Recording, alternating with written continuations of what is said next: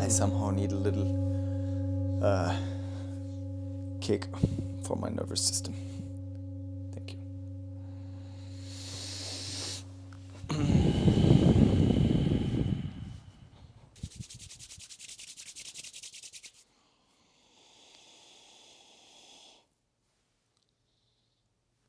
Ooh. It's intense, right? Yes, I needed that, yeah. Kind of, I felt a little bit running the whole morning, like I'm not being quite here enough. And now this is bringing me right to this moment and right to this place. Yes, my friend. How are you, Alex? Welcome here to the Aesthetic podcast. We wanted to do this in several months. Yeah. And finally, we managed to do it. You came a long way here just to spend some precious time together, to research together with our mind, with our heart, and maybe just take a look at strategies, long-term strategies, to not only build economical wealth, but also social wealth, to build richness in life quality. For what we need money, but Yes. maybe if you want to just introduce yourself for a moment. Yeah. You're for me kind of a magician sometimes, so I don't want to take away and reduce your personality to my point of view. So who are you? Yeah, I'm Alex. That's my name, and I'm born in Germany, but feel very connected to the nature of the whole planet and our really origins, like as a tribe of humanity that lives in connection with each other and with nature.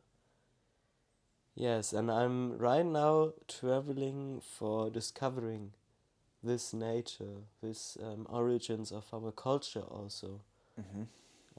That's my main interest, and I would say I'm a very energetic person that is really fastly inspired by things that are like really deep or really divine. You have spent a lot of time traveling in the last few years, and not only in Germany, in South America, in Europe. And to which other continents have you been? Or mainly in those two? Yes, until now. Exactly, and spending time in many different communities uh, where they maybe focus on sustainable agriculture, on alternative medicines, ceremonies, rainbow communities, and also make you regularly make money by researching and investing in different opportunities on on the, how do you say in English, Börse? Capital markets. Capital markets. Yeah. Uh-huh. Yes, I see that, there is kind of a transfer of capital needed to empower sustainable communities or spiritual groups. And also my own vision is to create kind of a temple of life, I say. That is a place for, being self-sustainable again in every dimension. In the materialistic dimension, like the own food production, kind of medicine work, spiritual work, and also all the building, all this material should be kind of self-sustainable. And also with a great focus on our divine nature, like how we can really unfold our divinity, our beauty, and also the beauty in relationships. For me, it always seems like it requires nowadays quite some character strength and bravery to allow oneself to have expectations in the quality of the material life to get settled this material foundation of luxury and modern technology and things that simply make our life quite comfortable, but to not stay there, but just use this as a foundation to then get to the higher realms of existence and allow to get profoundly into the spiritual side of life, which sometimes can become quite romantic, but for me also sometimes becomes quite dark and rough when I see what is happening in the world. But this brings me again back to motivate me to create these islands of social resilience, of community with friends, families, helping out each other, creating their own self-sustainable lifestyle. And yet sometimes it can be quite easy to deny the spirit in all things and just stay in material goods, money, drugs, sex, parties, so to say, yeah. Yes. Consumerism. Yes. But for me, this is just a preparation, let's say. Like, from what I understand, you also have, like, your why or your purpose for the next few years is to find a community, to maybe also found a family, and allow yourself to contribute to a island of social of a healthy social environment. Yes, you can tell it an island, but it is also interconnected. It will be interconnected with the people surrounding, the neighbors, the nature surrounding, but itself should be a place that is like more intensively connected, where the people are more intensively connected with each other, with a kind of higher spirit, I would say, and also with Mother Earth that is omnipresent, of course, but in this place, kind of more pure, I imagine it. And I already visited some places that are in this direction or kind of similar, but until now I didn't found such a place that is that big kind of or like magnificent like I imagine. I don't know if my imaginations are a bit high, but I believe Expectations high, Yes. imagination unrealistic. But where did you most resonate so far? With which places? there was one place in Colombia in the Andes Was it where where people really lived. It was a very beautiful community. They have connected also with kind of higher spirit or culture of some indigenous that they also living with them that came from Amazon rainforest Where was that? In the Andes, the near com- San Gil. Okay, yeah, I thought that. Yeah. Yeah, they recommended the place quite often to us. And what was the positive side, the positive aspects of this place, and what were the negative aspects that maybe you didn't like? I cannot imagine negative aspects, really not. Okay. The only was they had internet times that were fixed, and it was not enough sometimes for me because as I'm working a bit in exchange, in this moment I did so much because there was no internet, but yeah, I mean, I imagine this place really connected to our modern society. I don't imagine it like forest people that never will see internet again or something. Like, I can really have a use from internet, for example. Yeah, I mean, And you don't only get money, you don't only get your money from internet trading on the market, but you research quite a lot. You are studying in an autodidactic manner. Yes. Correct. Yes. So I imagine this place also as a fusion of a really tribal community, nature connected lifestyle with some modern aspects. And for really having a diverse environment and not being like closed mind or something. That was not the idea to be like you don't search an isolated, yes, parallel yeah, universe. No. yes, I mean, at any time we could go into the Himalaya, leave our clothes behind, and meditate naked in the cave. yes, But then sometimes I ask myself, why would I be here then on this planet? I wouldn't need to incarnate to meditate on a cold rock by myself. I don't need a body for that. yes, You know? right. Yeah.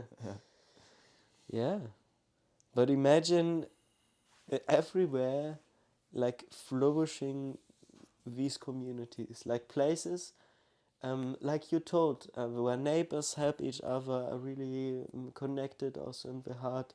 You told me about your community in El Trompito, in this village in Colombia you live, about how beautifully are the connections there, or that neighbors help each other.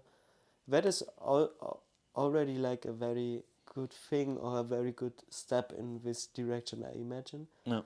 But imagine these people really doing everything, or not everything, but really working together, having a place together. Not everyone has its own property, and there are fences and everything between. Too much, I don't know. Yeah. Yeah, I understand the idea, although I distanced myself a little bit from this ideal that we all share and that we officially share property. I have come to the conclusion that it's actually quite beneficial that every person or every family has its own property, just because it simplifies a lot of things. But this is just for an official legal side. In the real life, we, of course, if I focus on having eggs and chicken, I share them with my neighbors because they focus on papaya and bananas, and the other focuses on having fish and maybe dried fish, you know. So we exchange anyways, and sometimes I have days on my property where I need helping hands from my neighbors because there's too much work for myself, and they also will have days on their land where they need my help. So it can still happen. But this brings me then to the question: have you seen financial strategies to realize such communities, and how were they? How are they? That is a big topic. I'm facing it right now because I've seen many communities that were, dependent on either a starting investment, a big one from someone that just has the money, maybe got it from work or got it from heritage or something. And that is not the case for everyone. So we need a concept that works maybe without such big starting investments. So many communities did not have a big starting investment, but they have a business. They build up a business like retreats, guest house, such things. But these communities, I've seen a big problem in them because they were not focused anymore on the real living, like with each other, with community. They have not even managed to really plant things so much in the garden to have own food, because they're just working all day with some For the guests business. or retreats or very like business things. And my personal intention is to have a place where you can focus on this life like indigenous people do. They just live together. They are caring for each other. They are caring for the earth. Yes. And yet these indigenous cultures are quite industrious also. That means tüchtig. Yes. They work a lot, like literally from morning to the evening, sometimes even in the nights, with their hands, doing clothes, harvesting, working in the land. It's like it's physical work. It's a lot of work. It's tough. Yeah, but my idea is to get money for the community from investments, like everyone, like all the world does in capital markets. People make the biggest amount of money with a less amount of time. And Right. so this community maybe needs some specialists that know how to make money from capital markets. I see. And This would be quite a lucky community yes, to have such people yes, caring for them. Yeah. and be able to just multiply money on the capital markets. And I also see that this is kind of an old world concept Is it? that is not so suitable for the very far future for humanity, because it is transferring wealth and power to the ones that are already more powerful. But if we have the opportunity, like myself, to make money from the capital markets, we are kind of taking a piece of this cake for our good cause. I understand. And the good cause in and of itself would not have to repay the financial gifts that they receive. Yes. You just give it to them altruistically, and what you get out of it, in your case, personally, individually, you as Alex, is you get out of it the family, the social net that you live in and that nourishes you, that you created, well, that you gave life. You get also out of it the benefits, the material benefits, that your neighbors produce this handcrafted, the other neighbors produce this on their earth, this food and that food. So you don't see it necessarily only in a restricted way as a business that has to be rentieren. It needs to make profit. It doesn't need to at make all. financial profit. Yes. You want other kinds of profits, more subtle ones.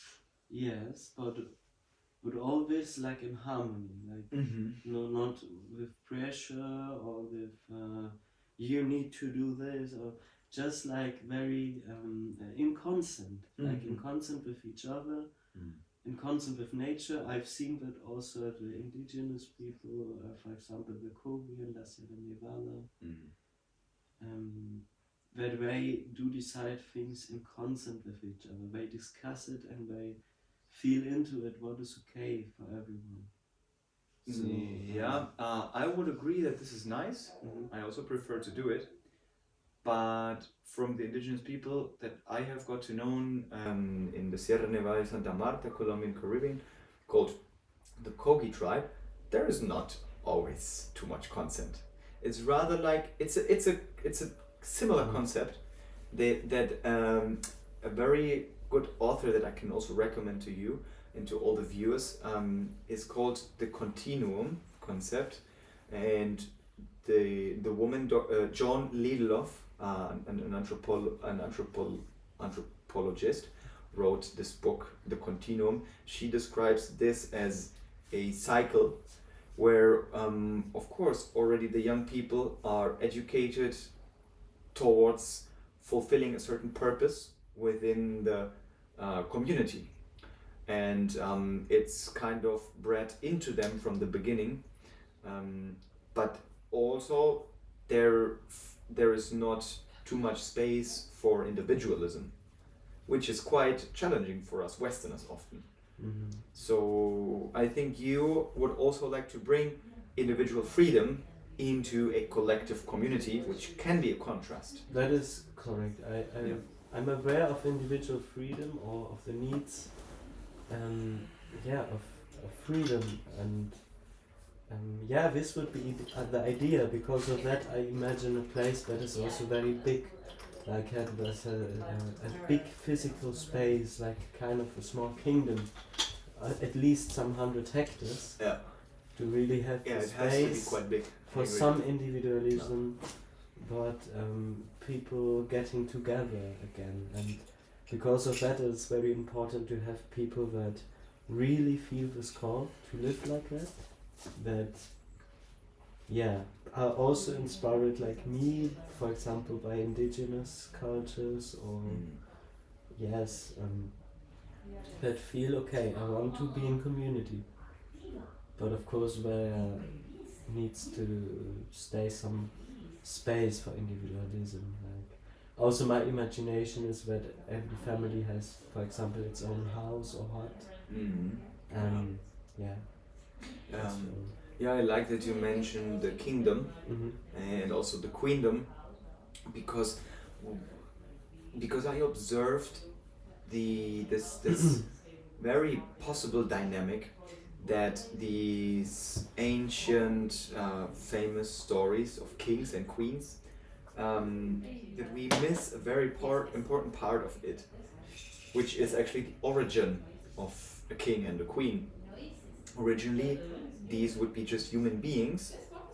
Of course, at some point they are born into being a prince and a princess, but let's say at some point, at an early point where the bloodline would first become a king or a queen, probably, there were just human beings who were responsible enough and self-empowered enough to just leave, even maybe split from a community, split from a city, where they just don't agree anymore with the rules, with the lifestyle, with the quality of life. They go away into the forest, start a new family there as hermits, maybe even just these two or just one person, sometimes maybe a small group of families. They build their houses, they implement new lifestyles, they found it, and in the beginning it's quite small, but if they earn the crown, if they earn the title to be a king and a queen, no one gives it to them. They just live happily and abundantly for themselves and actually become quite spiritually, emotionally evolved. Then at some point, throughout the years or the decades, new people come in, travelers, visitors, and they see, and they're like, wow, I want to live with you, or I want to live like you, can I join? And there is where the seed of the kingdom starts to sprout and it starts to grow. These people who joined recently will attract new people, they will tell their families and their friends, and then the kingdom starts to grow. Yes. If you then are still evolved enough, healthy and strong enough, intelligent enough to also the whole logistics, this original man or woman will start to give away tasks to the other people, because they join your land where you have your house, your food growing, your logistics of living a good life. It's actually very humble. They were hard-working people in the beginning, but then they were like, okay, so you want to also live here and eat with us, so you need to do this. I need help at this. You please help me with this. So you are then kind of, you were no invader, you were no conqueror who go to another place and take it and say, now it's mine, I'm the king. No, you actually go away, you start your own life and you start to attract people. That's a very, very nice thought you have evoked here. I really see this as a possibility for the growth of such a community, of such a kingdom or queendom.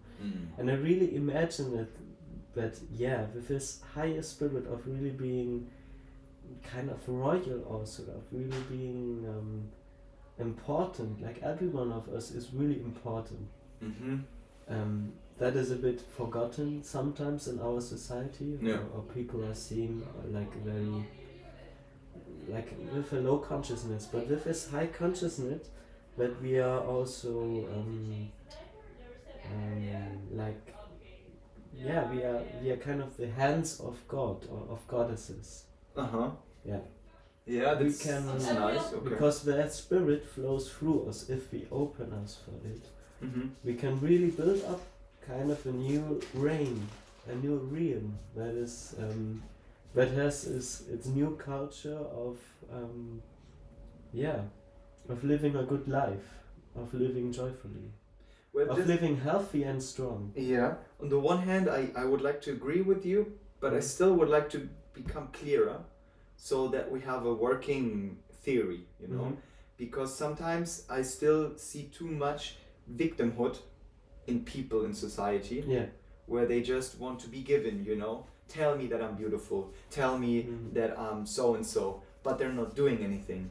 So maybe we could kind of meet us on the middle ground, where they say, God, please help those with open hands, or God, please help those who help themselves. Yeah. Which is, like you say, become a channel, become an open channel where energy, divine energy, can flow through you, but you still have to allow yourself to act. You cannot sit here on the couch and say, okay, manifestation, now I got my car, now I got my community, now I got my food growing. You need to get dirty, you need to sweat, and you need to work hard. Yeah. So I just want to mention this, make this really clear, also for myself, for all the listeners here, subconsciously, because we are kind of at the moment laying the spiritual foundation to action in the future. And when we don't have this right, we will not do action, or we will not do the right action. So, and I sometimes I have the impression that there's still too much malware virus on our spiritual software, where we like to blame the others for not having what we want to have, or not living the life that we want to live. I myself included, I touch my own nose. So just for example, a controversy that I saw on the internet was like this title: the most important thing is diversity. And then the comment of another guy was, no. It was like, dare yourself to mention something that is more important than diversity. And the other guy commented, ability. I don't really understand this discussion. It makes no sense. I think many of these aspects are equally important in life. And yeah. You mean like you wouldn't tell us to go in a discussion in a dual frame, in duality? Yeah, it's not sensible. Which is more important? It's not so sensible. Interesting. It's more sensible if we have a specific situation to consider which method is more sensible, but not generally. Generally, I believe yes, that many abilities are needed. Yeah, because many diverse abilities are needed. Yeah, but what do you do with diversity if you have no ability? But also probably if you have 100 people without diversity, they're all able, but they all do the same thing. Okay, it doesn't help either. So you need diverse people in a community with diverse abilities, but they need to be able also. They need to be able to contribute something. For sure. Yeah.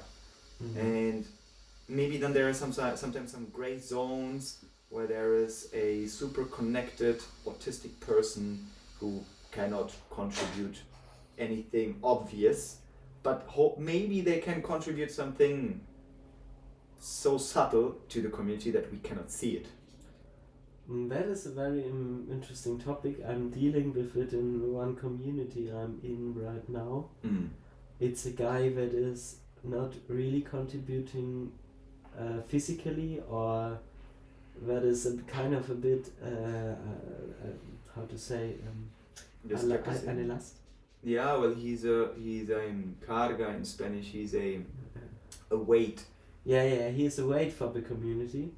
But every time some people say, okay, but in this spiritual realm and also socially, like in the background, he's contributing very important point of views. Okay, yeah. Okay, but maybe such people are also important for sure, yes. Well, but I see for community, for building it up, also a physical structure that is needed for unfolding our a good healthy lifestyle with enough food, with a beautiful and healthy surrounding and everything.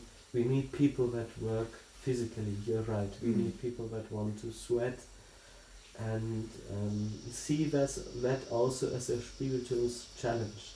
Okay, To, nice. for Like example, it. grow their own Yeah. food. It's a big work, but if it one time works, I know how good it feels. I have a good metaphor for what you say, which the nicest metaphors are those you don't invent because they're too obvious. It's nature itself. When you just have a bare land where there is no forest and you let it be. First, you will have pioneering plants. They do the hard work of splitting up the earth again, making it softer, so that later on other plants who have weak roots in the beginning, but then grow deeper, stronger roots. So first you got some hard labor to make this land fertile again. But then later on you have, if you achieve to have a very evolved forest with trees that are 50, 100, 200 years old, you might then even encounter very subtle phenomenon in this forest, like ghosts, spiritual beings, dwarves, and fairies, and you were like, okay, but for what do I need a dwarf or a forest spirit? But how would we enjoy life if there is no magic? Yeah. So maybe it's just like the order of things or the progression of things, where we first have some hard work to make the rocket start, but that at one point we also want to get to the point where it's not only anymore about hard work, where there is a safety net, a resilient structure, and then more beautiful, more fragile, more vulnerable beauties can also appear. For example, children also. They need exactly. Yes. They need a stable place, a good environment to grow, and I believe that societies like ours are not a safe space for children anymore. Because it's full with cars, it's full with strangers that can be literally really strange or really dangerous people. I myself, I'm a bit sad also because sometimes I don't feel connected with all the people surrounding everywhere in the society. I really feel very far distance with them, and it's a bit of pain for my heart because I'm very open being. Like, I really want to be connected with. I would be open for connecting with everyone that is on the street, but if you feel that distance because culture is kind of strange sometimes, or people are caught in some patterns, and you don't know the people because they are just too much strangers everywhere. I don't feel that this is a safe space anymore for myself, even though I'm an adult, and for children, for children even less. How is your reaction to this feeling of insecurity? Have you drawn conclusions? How you would maybe prevent danger from you? I must say, I'm, for example, carrying a knife all the time. Because I was already sometimes attacked just from strangers. You know how to use it? Yes. Okay. Yeah, I had done some teachings in martial arts. You practice regularly? No, not anymore, but I did it. Yeah, that is my problem also right now. I always have these moments where I practice really intensely for a few days, but then I'm at another place where I first of all have no connections or no routine. I would like to get into regular training for several years. That would be good for me too. That would be good because I don't have the routine sometimes. Maybe we have other foci right now. I have another focus. Like, I'm traveling, I'm visiting communities and friends. I'm also focusing on making money right now, so I've not taken the time right now for this. Yeah. But also, I really want to create this safe space for also unfolding arts. martial arts, body arts, but also other creative arts, like for having this space. I always mention this split that we have to do, because on the one hand we want to plan for far ahead for the most optimal paradisic conditions, but we still have to be aware right now. Oh yes. Like it's not only to strive for the optimal lifestyle at one point, but you still need to have in mind the survival aspect. And of course, sometimes it's more important to earn money to survive, but still I see, and I like from my intuition, it's getting more and more important to be able to self-defend, to be able to kill, yes, if necessary. Although we don't want it, we don't strive for it, we would like to avoid it. But yeah, what would it serve if you are planning for the best community in the far future, and tomorrow you get stabbed into the back and robbed by all your belongings? So it's challenging to have the short-term necessities in mind, and at the same time plan for the best optimal future. Yes, Possible yes. future. That is correct. It's a bit of a challenge for me too, but I think it's bearable, everything that, and also I feel very joyful normally. Like I don't think our society is already at a point that most people are kind of bad people or something. I really feel most situations I feel very good. I have very nice encounters with every kind of people, also in more specific fields, more specific communities, or sometimes also festivals. But also just in the public, I sometimes also feel very connected. But still, I think we can do it better. We can live more connected again, also for the children to have a safe space where also everyone cares for the children. For example, an African saying that is very well known is that there's a whole village needed for raising children. Yes. But I don't feel that, for example, our school system is a good place for children, because they are forced with a cold manner to do this and that and that. So I worked in a free school that was much better, but still I felt this pressure of now we have this hour and now you need all to go, because sometimes I was staying with the children that were not leaving at the time, because the other teachers needed to leave because I needed to take the train or such things. Like everything feels so scattered, kind of. Everything is so far away, and then you need to take this transportation with 200 kilometers per hour and such things. I really feel we should get again into this calmness that local nature connected lifestyle brings. I think a certain speed is still required. Maybe not in this machine-like society where you just go at the speed that other people require from you. But if you want to achieve something, you still have to be fast. I mean, how is it with your trading? Maybe I would like to take advantage of the last few minutes, if possible, to maybe talk about. We cannot go too deep. Yeah. But I sort of have no idea how to get into investment. Can you share with us how you started to teach yourself? How you got the first contact points with investing?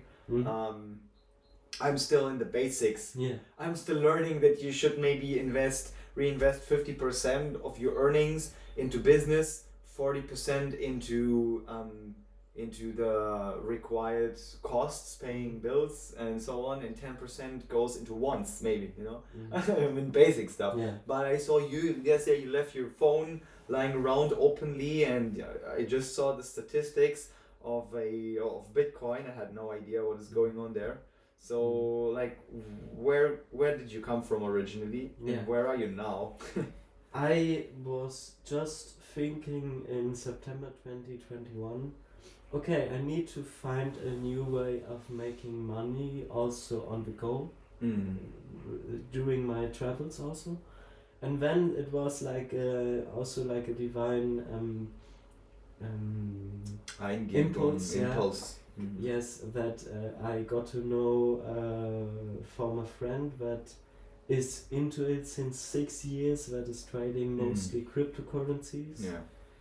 And yeah, and he showed me the basics, like how the markets work, what kind of phases we have in the markets, and what are the main drivers, what are the main forces behind the markets.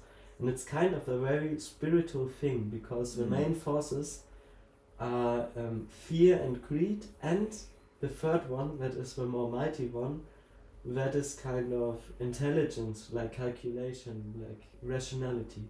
And these three are very interesting forces, and during trading you need to deal within yourself with these three forces.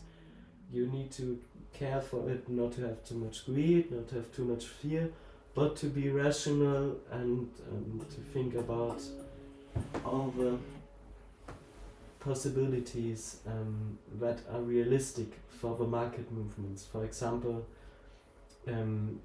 my main trading work right now is to identify price levels where the price will go in the near future. Normally I'm trading for the near future. Which is within hours or days? Or? Some days, yeah. Normally for some days. And yeah, and I'm looking for entry points if the market gains volume, if the market begins to break out from a previous zone of you say support or resistance. And I'm referring my point of view also to the specific orders that are visible in an order book that I'm visualizing in one software called Bookmap. What is visualized there? The orders of other market participants. The orders. Orders. What they buy. No, it's kind of what they say. I will buy at this price. So much. Yeah. And I can see of every market participant how much they want to buy at which price level, or how much they want to sell. But you don't see individual orders, you rather see summaries, the amounts, statistics. Yeah. But this is actually enough to identify this resistance and support zones, and when to enter a trade when the price is breaking out. You would enter right before a lot of orders would start, maybe, in a certain investment, is it? No, it's a bit more complex. Yeah. I don't know if the time is not enough. The time is not enough. To finish this topic, but we need to start that you give us lessons. Yes, I can do. That would be nice. Yeah. But yeah, Marius, you also seem to be a very big magician in my point of view. I'm also more interested to get to know more about your doings. Yes. Yeah, well, today was quite a nice lesson with you to further the purpose actually of the longevity goal that I have. Because originally I actually didn't want to live 200 years because just everything is so nice, you know. It's just at one point. Well, actually, yeah, almost like this. At one point, I recognized that I enjoy my time so much, like particularly studying everything that is happening, books, audiobooks, studying my body and movement, other people, so many things going on in this world. And I was like, damn, 80 years are not enough. So, and also like thinking about how I can contribute value to humans, to this earth. And a huge value I saw I can give that is not, that many people cannot give, that maybe would be, can complement, can fulfill a niche, a demand that almost cannot be fulfilled. That like having someone, an elder or a group of elders that have lived so much time, that they have such deep knowledge and wisdom of life, that they can be really impeccable, incomparable consultants. They can be consultants to life, to younger communities, to even, I mean, for them, people in their 50s or 60s would be young. If you are 150, 200 years old, you have such a broad overview of life experience that you can really help the formation of new communities and the structuring and orientation of humanity. Yeah. So which brings a lot of responsibility. So this is a purpose. It's not like if it was for me, just for me, probably I would enjoy my life for 30 years, going hard, sex, drugs, and rock and roll, and then goodbye. You know. So I mean, but this is also another topic. But today we got into the reason of communities, why and how we could go about it. It was just, I think, the bare beginnings. Yes. We need to get some lessons from you into investment, into the basics. Yeah, I really liked it overall. Yeah, me too. And I really like to tell more about my vision of this temple of life. So we can also talk about that more at some point. Yeah, hopefully. Yeah, when you come to visit again. Yes. In Colombia. Yeah. Right? Yeah. Okay. Thank you very much, bro.